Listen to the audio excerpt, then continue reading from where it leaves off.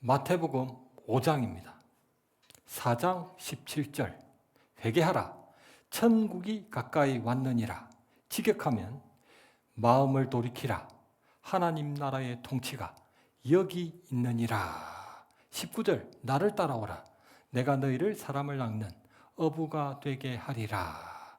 마태복음에서 주님 공생의 첫 일성은 17절 회개하라 천국이 가까이 왔느니라 그렇게 말씀하셨는데, 제자들에게는 19절 나를 따라오라 내가 너희를 사람을 낚는 어부가 되게 하리라 이렇게 말씀하셨습니다. 주님의 첫 일성은 회개하라 였는데 제자들에게는 나를 따라오라 였습니다. 주님의 첫 일성처럼 일단 회개하여 천국 백성이 되는 것이 급선무고, 그 이후에 주님을 따르는 제자가 되는 것이 옳은 순서일 것입니다. 그런데 왜 제자들에게는 회개하라는 말씀을 하지 않으셨을까요? 혹시 그들이 아직 회개하지 않아 천국 백성이 되지 못했음에도 불구하고 주님이 악덕 기업주처럼 생때 같은 젊은이들을 열정페이로 고용하기 위해 따르라고 강요하셨던 것일까요? 아니면 성경 기록에 없을 뿐 그들은 이미 회개하여 벌써 천국 백성, 신자가 되어 있었기 때문에 제자로까지 부르셨다는 의미일까요? 기독교인들이 범하는 오해 중 하나는 신자와 제자가 서로 다른 존재라고 생각하는 것입니다. 신자는 주님을 오직 믿음으로 구원받는 일반 성도를 가리키고, 제자는 신자보다 더 성숙한 믿음으로 자기 십자가를 지고 주님을 따르는 헌신자를 가리킨다고 생각하는 것입니다. 나를 따라오라 말씀이 육신이 되신 예수님을 따르고 순종하는 것이 마음을 돌이키는 회개하는 것이란 의미입니다. 주님을 따르는 것이 회개하는 것입니다. 하나님을 믿는 신자와 주님을 따르는 제자는 조금도 다르지 않습니다. 오늘 본문 마태복음 5장 1절부터 3절입니다. 예수께서 무리를 보시고 산에 올라가 앉으시니 제자들이 나아온지라. 입을 열어 가르쳐 이르시되 심령이 가난한 자는 복이 있나니 천국이 그들의 것임이요. 아멘. 4장 23절 보겠습니다. 4장 23절 예수께서 온 갈릴리에 두루 다니사 그들의 회당에서 가르치시며 천국 복음을 전파하시며 백성 중에 모든 병과 모든 약한 것을 고치시니 그의 소문이 온 수리아에 퍼진지라. 사람들이 모든 앓는 자 곧 각종 병에 걸려 고통받는 자, 귀신 들린 자, 간질하는 자, 중풍병자들을 데리고 오니 그들을 고치시니라. 갈릴리와 데가볼리와 예루살렘과 유대와 유다 강 건너편에서 요단 강 건너편에서 수많은 무리가 따르니라. 5장 1절 예수께서 무리를 보시고, 4장에서 따르는 바로 그 수많은 무리를 보시고 산에 올라가 앉으시니 제자들이 나아온지라. 무리 중에는 주님의 말씀이 끝난 이후 자신들의 병도 고쳐주시고 귀신도 쫓아주실 것을 기대하는 사람이 많았을 것입니다. 2절 입을 열어 가르쳐 이르시되, 성경 말씀 신명기 8장 3절과 4절입니다. 너를 낮추시며 너를 줄이게 하시며 또 너도 알지 못하며 내 조상들도 알지 못하던 만나를 내게 먹이신 것은 사람이 떡으로만 사는 것이 아니요 여호와의 입에서 나오는 모든 말씀으로 사는 줄을 내가 알게 하려 하심이니라. 이 40년 동안에 내 의복이 헤어지지 아니하였고 내 발이 부르트지 아니하였느니라. 아멘. 아멘. 40년 광야 생활 중에도 의복도 헤어지지 않았고 발도 부르트지 않게 하셨던 시내산에서 하나님 입으로 선포된 그분 백성답게 살게 만드는 말씀이 주님 입에서 선포되는 산상보훈으로 완성되는 것입니다. 시내산에서 여호와 하나님이 입으로 선포하신 그 생명의 말씀이 이제는 주님의 입으로 산상보훈으로 선포되는 것입니다. 그 핵심은 하나님 나라입니다. 먼저 창세기 1장부터 11장에 아담으로부터 비롯된 원역사 중에 실패했던 하나님 나라입니다. 하나님은 첫 사람 아담을 물 속에서 솟아올랐던 땅의 흙으로 지으시고 그 코에 생기를 불어 넣으셨습니다. 이후 에덴에서 첫 사람이 뱀의 미혹에 넘어갔기 때문에 에덴에서 쫓겨나고 말았습니다. 그러나 하나님은 둘째 사람 예수님도 요단 물속에서 솟아오르게 하시는 세례도 받게 하셨고 첫 사람 코에 생기를 불어 넣으셨듯 하늘로부터 성령도 임하셨습니다. 이후 주님도 마귀에게 광야에서 시험을 받으셨지만 첫 사람 아담과는 달리 그 시험을 이기셨습니다. 첫 사람 아담은 먹는 것이라고는 아무것도 없는, 첫 사람 아담은 없는 것이라고는 아무것도 없는, 부족함이 없는 에덴에서 실패하여 쫓겨났지만 둘째 사람 예수님은 있는 것이라고는 아무것도 없는 척박한 광야에서 금식 중에 승리하셨습니다.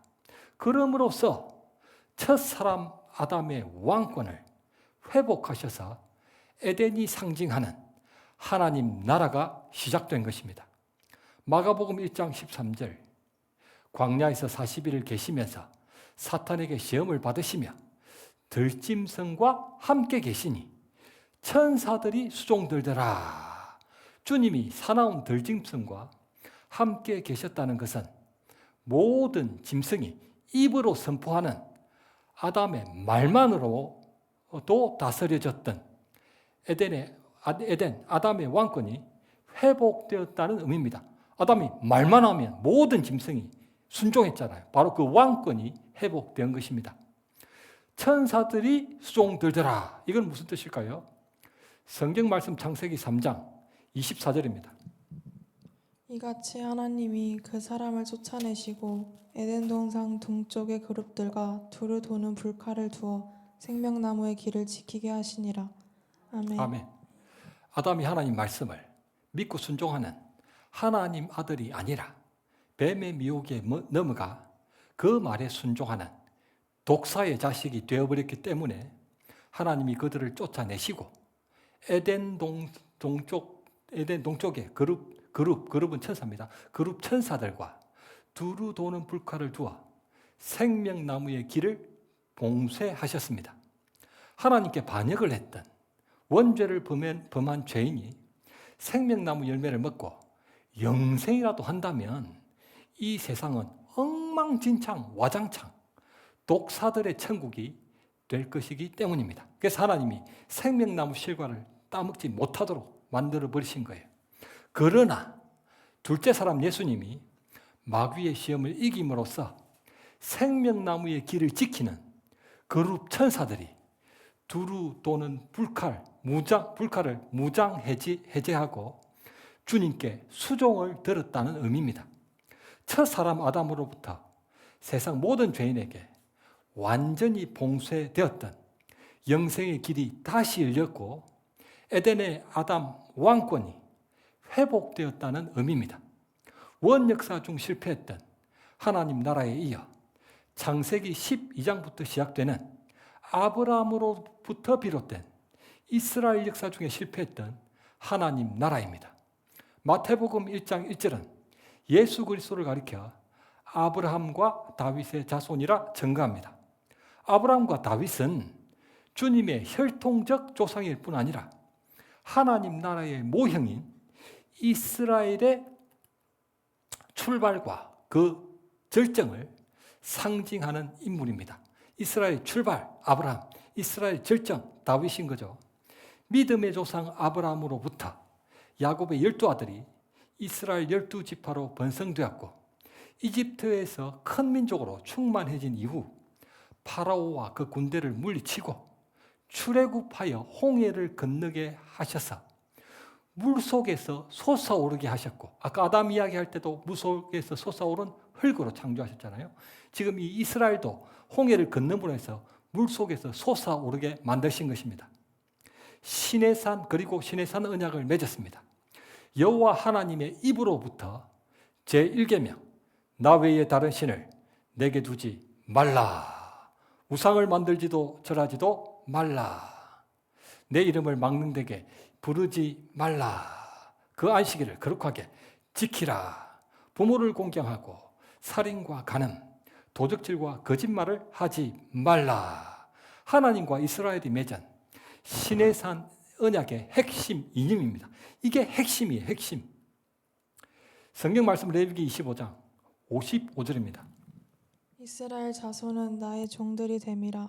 그들은 내가 애굽 땅에서 인도하여 낸 내 종이요 나는 너희의 하나님 여호와이니라. 아멘. 시내산 언약을 맺음으로써 이스라엘이 건국되었습니다. 40년 동안 광야에서 시험을 받게 하셨는데 그들의 다수는 광야에서 멸망을 받고 말았습니다. 약속의 땅에 들어가지 못하고 멸망을 받고 말았습니다. 하나님은 왕이시고 이스라엘은 그분 종이라는 이스라엘 건국 이념과는 너무나도 다른 각기 제 길로 가는 마음으로 출애굽을 했기 때문입니다. 왜 약속의 땅에 들어가지 못했다? 하나님은 왕이고 자신은 종인데 그거하고 전혀 상관없이 각기 제 길로 가버렸던 거예요. 그래서 가나안 땅에 들어가지 못했던 것입니다. 이후 이스라엘이 가나안에 들어가서 하나님께 기름 부음을 받은 왕들을 세웠습니다. 남유다 20명의 왕 중 다윗은 이스라엘의 왕중왕으로 이스라엘을 다스리고 대적들을 물리친 놀라운 왕이었습니다. 다윗이 놀라운 왕이었던 이유는 하나님이 율법으로 규정하신 기름 부음 받은 왕을 통해 이스라엘을 다스리신다는 것을 잘 드러냈기 때문입니다. 하나님은 왕을 통해 율법으로 이스라엘을 다스린다는 것을 잘 드러냈기 때문에 다윗이 위대한 왕이라는 것입니다. 그러나 다윗 외의 왕들은 하나님이 자신들을 통해 이스라엘을 다스리신다는 것을 전혀 드러내지 않았기 때문에 결국 이스라엘이 주전 586년에 멸망을 당했고 구약 성경 마지막 말라기 이후 하나님 말씀이 끊어진 지 400년이 넘도록 침묵만 흘렀습니다. 하나님이 말씀을 하지 않으신 거예요. 하나님이 어떤 말씀도 하지 않으셨던 그 400년 동안 이스라엘은 세계 열강들, 느부갓네살의 바벨론, 고레스의 페르시아, 알렉산더의 헬라, 가이사의 로마 제국에게 박해와 착취를 당했습니다. 그렇게 하나님 말씀이 끊어진 지 400년이 넘도록 침묵만 흘러가는데 갑자기 소리가 들리기 시작했습니다. 그때에 세례 요한이 이르러 유대 광야에서 전파하여 말하되 회개하라 천국이 가까이 왔느니라. 지객하면 마음을 돌이키라 하나님 나라의 통치가 여기 있느니라. 예수 그리스도의 길을 예비하는 세례 요한이 구약 이스라엘의 완성 하나님 나라를 예고했습니다. 예수께서 세례를 받으시고 곧 물에서 올라오실새 하늘이 열리고 하나님의 성령이 비둘기같이 내려 자기 위에 임하심을 보시더니 이 이스라엘이 홍해를 건너므로써 물속에서 솟아올랐듯 주님도 요단 물속에서 솟아오르시고 이스라엘이 40년 동안 광야에서 시험을 받았듯 주님도 광야에서 40일 동안 금식하시며 시험을 받았습니다. 아담의 후손 이스라엘은 반석에서 솟아오르는 생수와 하늘에서 내리는 만나를 먹었고 더위를 구름 기둥과 추위를 불 기둥이 막아주었지만 실패하고 말았습니다. 그러나 하나님의 아들 예수님은 물도 양식도 드시지 않고 그늘이라고는 조금도 없는 척박한 광야에서 승리하셨습니다. 주님이 세례를 받으실 때 하늘이 열리고 라는 지객은 하늘이 찢어지듯 열리고로 하나님이 하늘을 찢으시고 열어 젖히셔서 하늘 위로부터 성령을 예수님께 내려주셨습니다. 찢어지듯 열린다는 헬라어 스키조가 사용된 또 다른 본문입니다. 성경 말씀 마가복음 15장 38절입니다. 이에 성소 휘장이 위로부터 아래까지 찢어져 둘이 되니라. 아멘. 아멘. 지성소 휘장이 스키조, 찢어져 둘이 되었습니다. 예수님이 세례를 받으실 때 하늘이 스키조, 찢어졌던 것은 하나님과 죄인을 단절시키는 막힌 담이 허물어진다는 것을 의미하는 서술입니다. 원역사 창세기 3장에서 무엇이 하나님과 죄인을 막아 단절시켰습니까? 아까 창세기 3장에서 읽었던 본문, 무엇이 하나님과 죄인을 단절시켰습니까?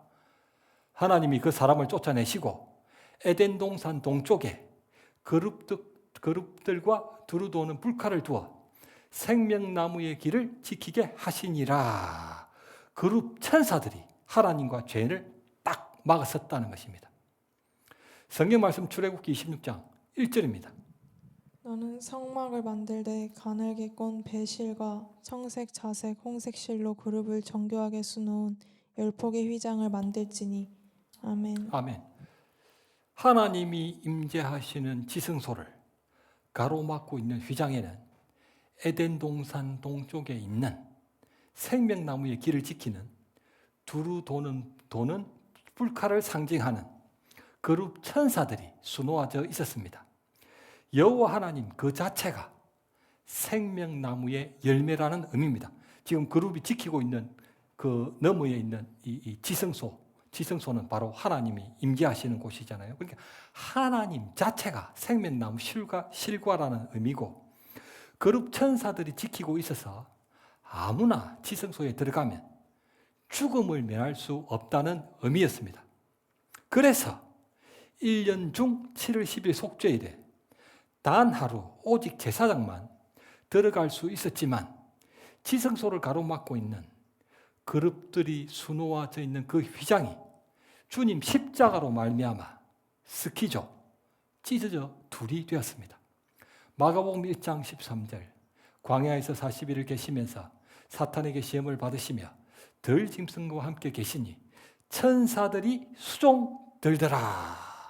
천사들이 지성소를 막는 것이 아니라 주님을 수종 들었다는 것은 영생의 길이 다시 열려 실패했던 이스라엘의 역사가 승리하는 하나님 나라로, 이스라엘이 아니라 하나님 나라로 완성된다는 의미입니다. 주 예수 그리스도로 말미암아 하나님 나라의 통치가 시작되었기 때문에 회개하라, 천국이 가까이 왔느니라. 400년이 넘도록 흘렀던 침묵을 깨시고 하나님 말씀이 선포되었습니다. 나를 따라오라, 내가 너희를 사람을 낚는 어부가 되게 하리라. 친히 찾아가셔서 하나님 나라의 백성을 불러 모으기 시작하셨습니다. 오늘 본문 2절, 입을 열어 가르쳐 이르시되, 드디어 입을 여셔서 400년 동안의 침묵을 깨시고 말씀을 가르치십니다. 제1계명, 나 외에 다른 신을 내게 두지 말라. 우상을 만들지도 절하지도 섬기지도 말라. 내 이름을 망령되게 부르지 말라. 시내산에서 선포되었던 이스라엘의 그 계명의 옛 계명의 완성, 하나님 나라의 새 계명을 산상보훈으로 선포하시는 것입니다. 그러니까 하나님 나라의 새 계명이니까 하나님 나라 백성은 이 새 계명을 잘 알아야 된다는 거예요. 잘 알아야. 이스라엘 백성들이 옛 계명을 못 지켜가지고 전부 다 죽었잖아요. 그러니까 하나님 나라의 백성들은 이 새 계명을 잘 알아야 영생을 잘 누릴 수 있다는 것입니다. 4장 4절, 사람이 떡으로만 살 것이 아니요 하나님 입으로부터 나오는 모든 말씀으로 살 것이라. 하나님 입으로부터 나오는, 사람을 살리는 모든 말씀의 핵심은 하나님 나라입니다. 3절, 심령이 가난한 자는 복이 있나니 천국이 그들의 것임이요. 심령이라는 헬라어는 영혼할 때 영이라는 의미고, 가난이라는 헬라어는 거지 나사로에서 거지라는 헬라어와 동일하여 극심한 가난을 가리킵니다. 이만저만한 가난이 아니라 극심한 가난을 바로 이 가난을 가리킵니다. 영이 극심하게 가난한 자는 복이 있나니 천국이 그들의 것이며, 영이 극심하게 가난해야 천국이 그들의 것이 된다는 것입니다. 영이 극심하게 가난한 자가 어떤 사람입니까? 누가복음 22장 그가 말하되 주여 내가 주와 함께 오게도 죽는 데도 가기를 각오하였나이다. 이르시되 베드로야 내가 내게 말하노니 오늘 닭 울기 전에 네가 나를 3번 나를 모른다고 부인하리라. 사람들이 뜰 가운데 불을 피우고 함께 앉았느니라. 베드로도 그 가운데 앉았더니 한 여종이 베드로를 보고 이르되 이 사람도 그와 함께 있었느니라. 베드로가 부인하여 이르되 이 여자여 내가 그를 알지 못하노라. 한 번 부인했습니다. 조금 후에 다른 사람이 보고 이르되 너도 그 당이라. 베드로가 이르되 이 사람아 나는 아니로라. 2번 부인했습니다. 1시간쯤 있다가 또 한 사람이 장담하여 이르되 이는 갈릴리 사람이니 참으로 그와 함께 있었느니라. 베드로가 이르되 이 사람아 나는 네가 하는 말을 알지 못하노라. 아직 말하고 있을 때에 닭이 곧 울더라. 3번 부인했습니다. 주께서 돌이켜 베드로를 보시니 베드로가 주의 말씀 곧 오늘 닭 울기 전에 네가 나를 3번 부인하리라 하심이 생각나서 밖에 나가서 심히 통곡하니라. 성경이 증거하는 부자는 예수 그리스도 외에 믿는 구석이 따로 있는 자라는 의미로, 성경이 증거하는 부자의 상징적 의미는 예수 그리스도 외에 믿는 구석이 따로 있는 사람이라는 의미입니다.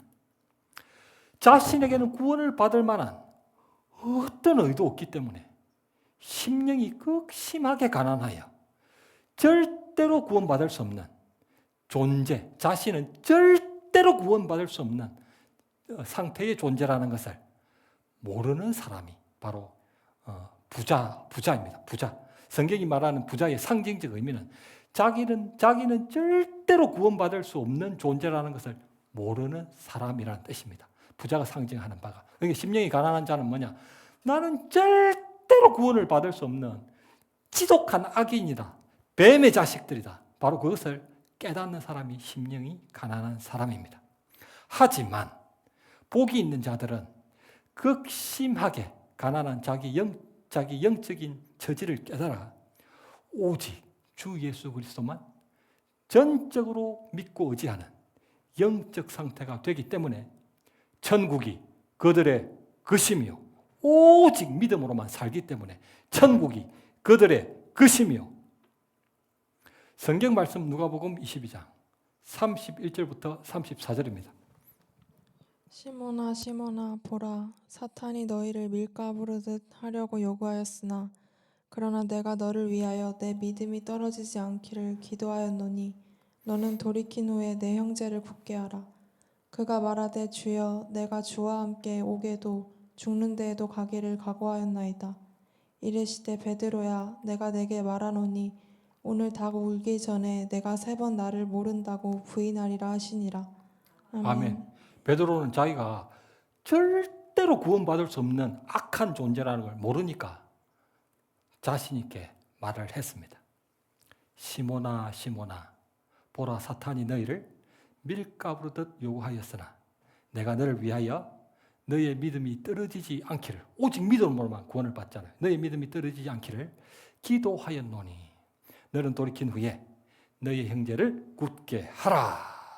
주님은 베드로가 3번 부인할 줄 아셨음에도 그가 돌이킬 수 있도록 기도해 주셨기 때문에 그가 심령이 가난한 자가 되어 하나님 나라의 백성이 되었습니다. 자기가 얼마나 형편없는 존재라는 걸 알았기 때문에 통곡을 했잖아요. 통곡. 3번 부인하고 나니까 자기는 주님을 따를 수 없는 존재, 절대로 따를 수 없는 존재라는 걸 깨닫고 그제서야 통곡을 했던 것입니다. 자기는 절대로 천국에 들어갈 수 없는 존재라는 것을 깨달았던 것입니다. 심령이 엄청 가난해져 버린 거예요. 그런데 마태복음에는 베드로가 3번 부인했을 뿐만 아니라 주님을 저주도 했다고 되어 있습니다. 마태복음 저주. 맹세까지 하는 배신자였는데 왜 예수님은 그를 위해 기도해 주시고 그를 버리지 않으셨을까요? 주여, 내가 주와 함께 오게도 죽는데도 가기를 각오하였나이다. 미국과 이란이 벌이고 있는 전쟁 중에 놀라운 소식이 하나 있었습니다. 미군의 F-15 전투기가 이란 남서부 상공에서 이란 혁명수비대 방공망에 격추되어 비상탈출한 2명의 조종사가 이란 산악지대에 고립되었지만 미국이 구출을 해낸 거예요. 이란의 그 적진 한복판에 조종사 2가 떨어졌는데 미국이 구출해냈습니다. 이란은 그 조종사들을 미국과의 협상을 유리하게 이끌 인질로 삼기 위해 막대한 현상금을 내걸고 수색 작전에 사활을 걸었습니다. 그 조종사들이 인질이 되면 전쟁 흐름에 상당한 영향력을 미쳤을 것입니다. 2명 중 1명은 몇 시간 만에 미군에 구조되었지만 이란 산악지대에 고립된 다른 1명은 부상당한 몸으로 권총 한 자루에 의지한 채 산속 바위 틈에 몸을 숨기면서 이란군의 추적을 피했고 그런 중에도 미군 편에게 God is good, 하나님은 선하시다라는 무슨 메시지를 보내 자신의 생존과 위치를 알렸습니다. 밤이었음에도 불구하고 그 조종사를 미국 중앙정보국 CIA 카메라가 포착했고 진짜 대단하죠. 그 이란 한복판에 있는 그 사람을 미국 소유의 카메라가 잡아낸 거 포착을 한 겁니다. 저기 조종사가 저기 있다. 포착했습니다. 미국 백악관에서는 즉시 구출 작전을 명령했습니다. 미군 최정예 특수부대를 비롯한 폭격기 4대, 전투기 64대, 거북이 48대, 구조기 13대, 헬기 수십 대를 동원시켰고 이란군이 예상하고 있는 7군데에서 시선 분산을 위해 그 조종사가 이미 구조되어 국경을 넘고 있는 것처럼 기만 전술을 펼쳤으며 구조 막판에는 구조 병력과 구출된 그 조종사를 타고 이륙할 수송기 2대가 고장을 일으켜 이란군에게 포위될 뻔했지만 미군이 다른 수송기를 급하여 군사 기밀의 누설을 막기 위해 수송기 2대를 그 자리에서 폭파시켜버리고 미군 사상자는 1명도 없이 구출 작전이 성공했습니다.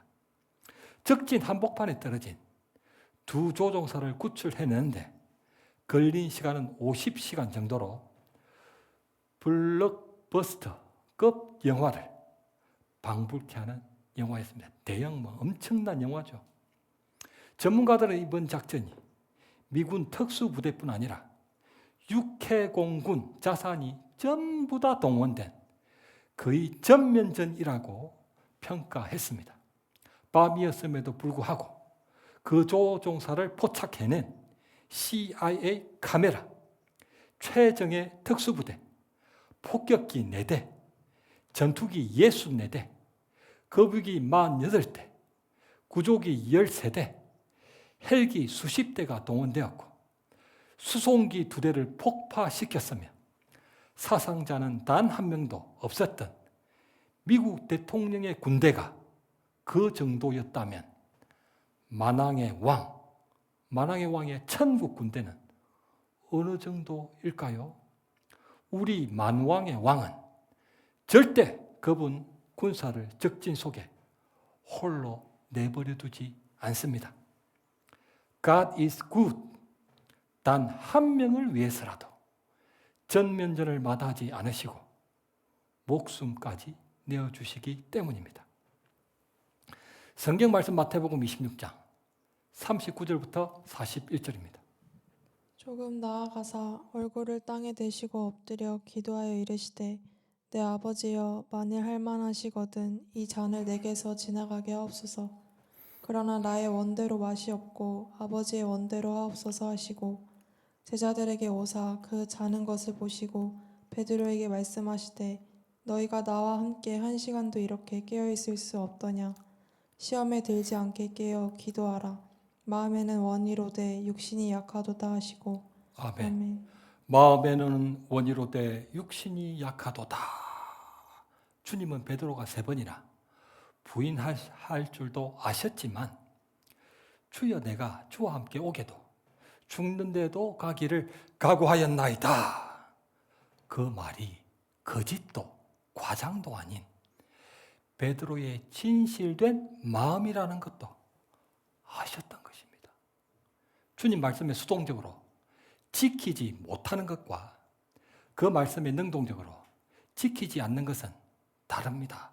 지키지 못하는 것과 지키지 않는 것은 다른 것입니다. 수동적으로 지키지 못하는 것은 마음이 약한 것입니다. 마음이 약한 것. 그러나 지킬 수 있음에도 불구하고 능동적으로 지키지 않는 것은 마음이 악한 것입니다. 지키지 못한 것은 마음이 약한 것이지만 지키지 않는 것은 마음이 악한 것입니다. 솔로몬의 재판에서 진짜 엄마도 가짜 엄마도 둘 다 말로는 자기 아들이 분명하다며 조금도 다르지 않게 말했습니다. 그러나 그 마음이 달랐기 때문에 진짜와 가짜가 드러났습니다. 아기와 아무런 관계가 없는 가짜 엄마는 자신을 위해 살아있는 그 아기를 죽이려고 했지만 아기와 관계가 분명한 진짜 엄마는 그 아기를 살리기 위해 자신을 버렸습니다. 주님 앞에 서는 그날에는 모든 것이 다 드러납니다. 마음속에 있는 모든 것이 다 드러난다는 거예요. 하나님 말씀을 지키지 못하는 것과 지키지 않는 것, 마음이 약한 것과 악한 것은 자기 자신도 다 알고 있는데 주님이 왜 모르시겠습니까? 마음에는 원이로되 육신이 약하도다. 베드로는 마음이 없는 것이 아니라 자기 자신에게 하나님의 의를 이룰 만한 능력이 조금도 없는 심령이 가난한 상태라는 것을 몰랐던 것입니다. 그걸 몰랐기 때문에 큰 소리 뻥뻥 쳤지만 결국 넘어지고 말았죠. 그러나 그 말은 진심이었다는 거예요. 진심. 예수님은 그 진심을 알고 계셨던 거예요. 그러나 그의 진실된 마음을 아셨던 주님이 기도해 주셔서 그의 심령이 가난하다는 것을 그가 깨닫게 되었고 베드로가 오직 주 예수 그리스도만 전적으로 믿고 의지하는 하나님 나라 백성이 되었기 때문에 천국이 그들의 것임이요. 말씀을 맺겠습니다. 여호와께서 사무엘에게 이르시되 그의 용모와 키를 보지 말라. 내가 이미 그를 버렸노라.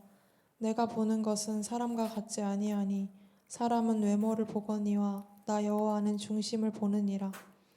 우리가 거짓 없는 마음으로 돌이킨다면 불가항력적으로 범죄하는 경우는 주님이 다 용서해 주십니다. 혹시 범죄함으로 말미암아 자기 의는 깨어질 수는 있어도 주님의 완전하고 영원한 의는 결코 깨어지지 않기 때문입니다.